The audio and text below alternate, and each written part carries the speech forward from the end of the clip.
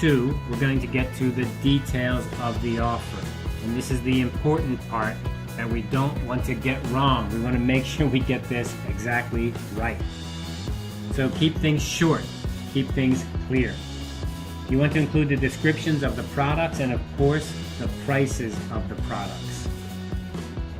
When you make a quote, of course you include the price, but you also need to include the different parts of the price. For example, the shipping, who pays for the shipping, or the insurance, who pays for the insurance. And in offers, in international trade, we often have many special phrases and words and abbreviations like CIF, which means cost, insurance, and freight, or DDP, which means delivered, duty, paid. There's many of these that you can see inside of your book. Please try to pay attention to those and keep up. Especially when you're making an offer, you want to make sure you've got those clear and correct. You also may be giving a discount, especially a discount for buying a large volume. This is very normal. If somebody buys more, are they going to get a lower price? You would describe that here in this paragraph. All right, let's look at a couple examples, or a few examples of paragraph number 2. I am confident that you will have success with this product in your own market. At this time, we can offer, see the key word, offer, your company 5% off the enclosed quoted prices. The prices are all quoted CIF Southampton. Considering the high number of requests for this product, these prices are exceptionally low. So this paragraph is very well done. The sentences are short. And what do? We make it clear this is an offer. So you say the key word, offer. And then we tell them the price is 5% off the enclosed quoted prices. Remember, we sent a catalog, or we sent a sheet of prices, a price list or a quotation list. Please see that list.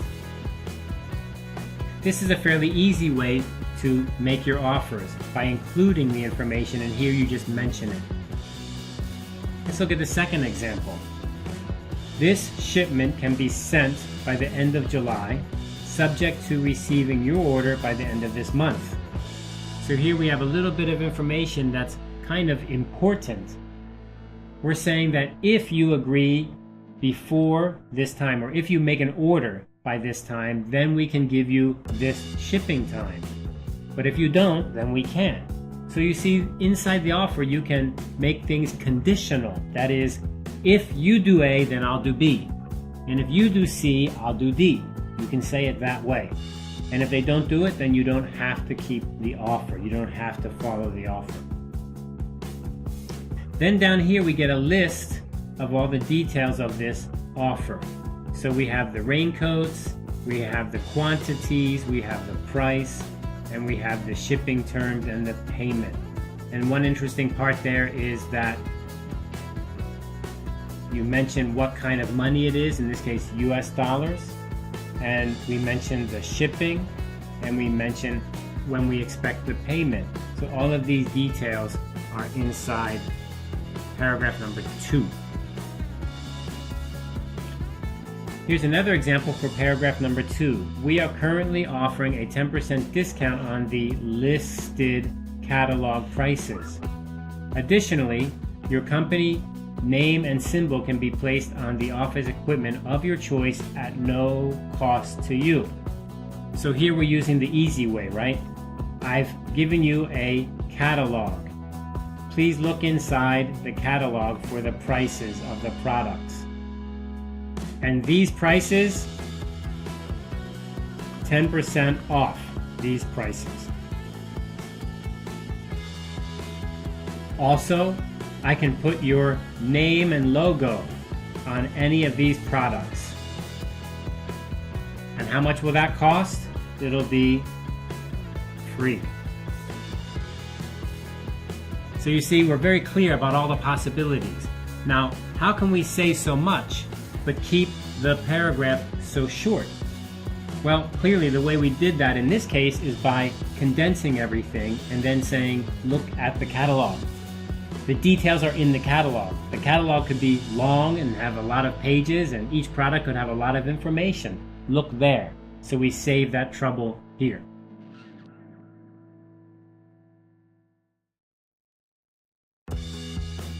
In paragraph 3, this is going to be our last paragraph, we're going to include the time frame, that is, when does it end, when does the offer end, and we're going to also ask the reader if they need to do something special before that time. Do they need to just accept, or do they need to promise something? For example, maybe we're going to give them the offer only if they buy 10,000 units. Do they agree?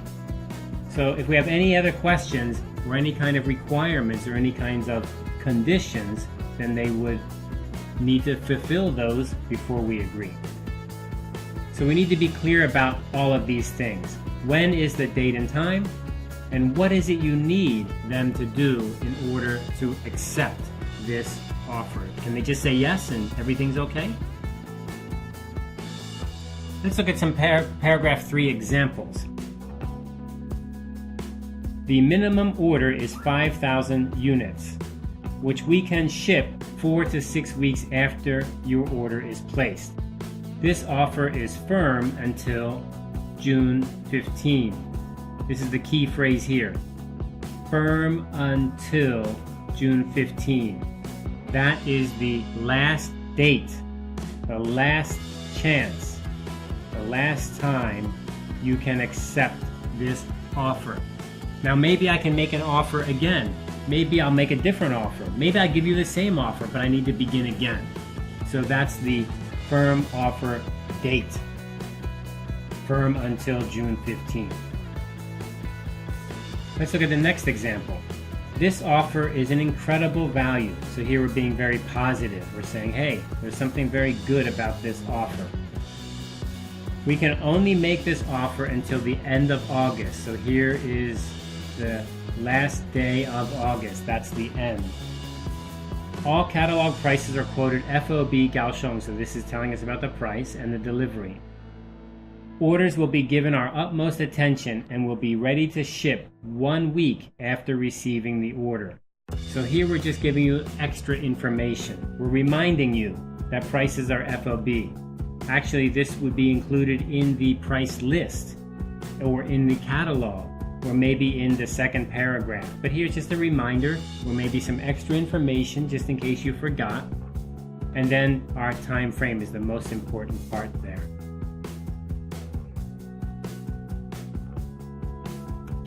Okay, so let's look at a real letter here. So this is a real letter, and this is what it looks like. We have the heading, the opening, the body, and the closing. And down here you can see in the closing we have the enclosure line. Why? Because we're including something like a catalog or a price list. And then here are our 3 paragraphs, 1, 2, and 3. So this is an offer. It's very clear, very easy to read, very straightforward. And the most important thing is it's accurate. It doesn't say anything wrong. It doesn't get us in trouble. It doesn't make any mistakes. Okay, so that's how you make an offer. Remember the key points to an offer. Be careful, because once you make an offer, it's very hard to take it back. It's binding, it's legal. And remember to give a date. That is, when is the offer over? Firm until what date? This offer is firm until June 10th. This offer is firm until the end of August. Remember, you need to have that closing date.